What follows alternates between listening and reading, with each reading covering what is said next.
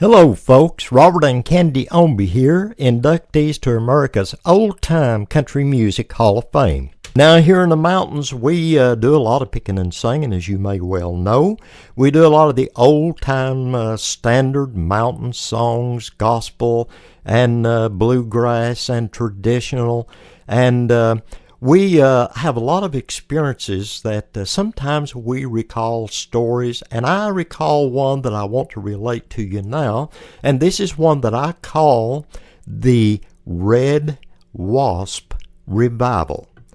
Now, a few years ago, I was helping to do the music, guitar picking with my cousin Johnny in a struggling little mountain Baptist church that was being held at that particular time in an old farmhouse just outside of Pigeon Forge, Tennessee.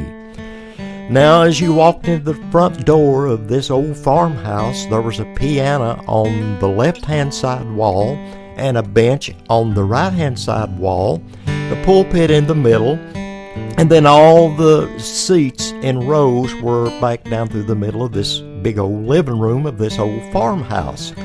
And so me and cousin Johnny would sit up there on that one bench over on the right-hand side opposite the piano, because at that particular time they didn't have a piano player. So me and cousin Johnny would take our guitars and we would do the music. Cousin Osie would stand out there in front of the pulpit and he would lead the singing. And everybody else then would be seated on pew 1, 2, 3, and so forth. And the women would normally sit up on the front pew, and Sister Ruth and the other fine ladies would sit up there and they would sing their fine alto and tenor.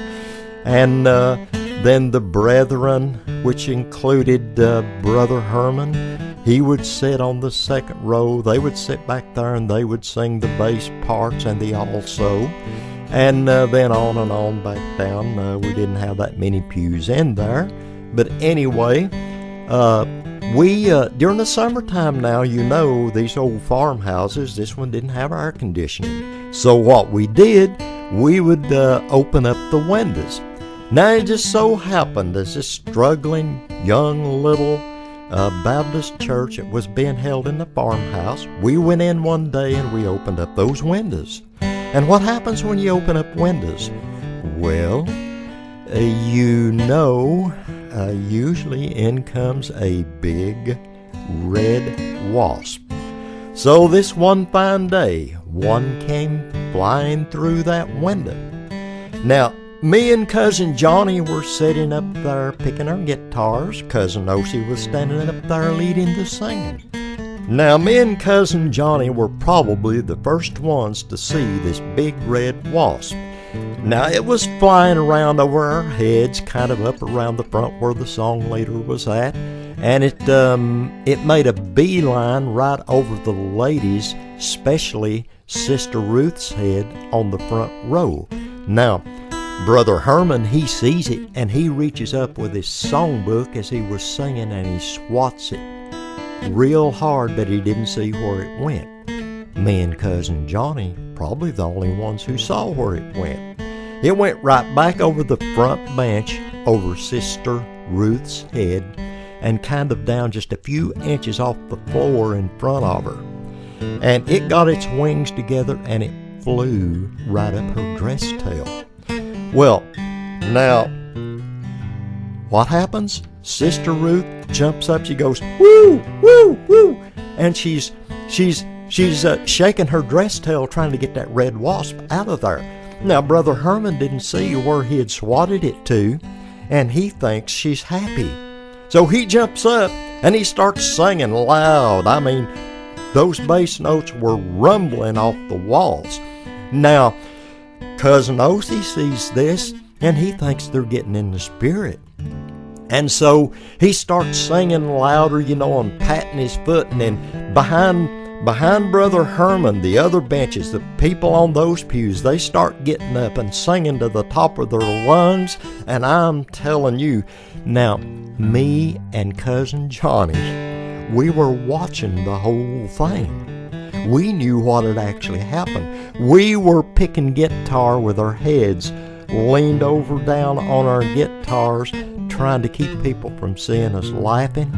They probably thought we were praying for the revival and the mighty move of the Spirit.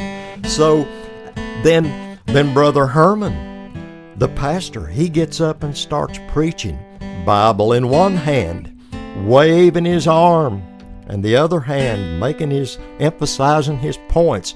And what happens? He gets in such a big way of speaking that one of his false teeth plates, I don't know which one, whether it was upper or lower, but it flew right out of his mouth, whichever one it was, and with Bible in one hand and the other hand that he was emphasizing his points with, he caught them right in midair, slapped them back in, and never missed a point.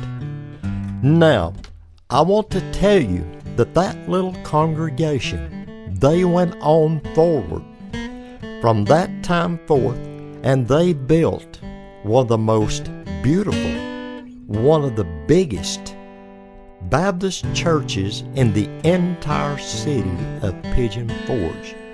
Now, if you're the member of a little church that's struggling, just beginning, and you want to see it really take off, let me give you some advice. If you want to see a move like this, here's what you do. You go out on some hot summer day and you find you a big red wasp. You sneak it in and you turn him loose. And then you sit back and watch the revival begin.